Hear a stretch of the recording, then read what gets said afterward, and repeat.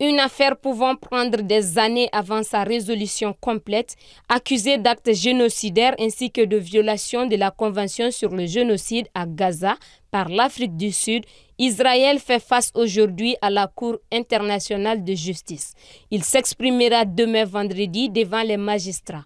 Le ministre sud-africain de la Justice, Ronald Lamola, a affirmé devant la plus haute juridiction de l'ONU qu'aucune attaque armée sur le territoire d'un État, aussi grave soit-elle, ne peut justifier une violation de convention.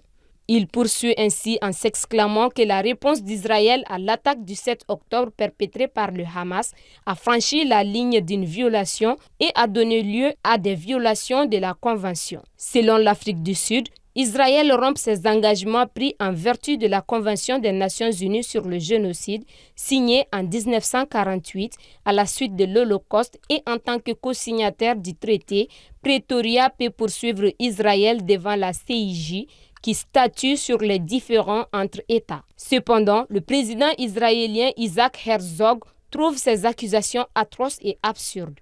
Il assure ainsi qu'ils seront présents et présenteront leur cas de légitime défense en vertu du droit international humanitaire.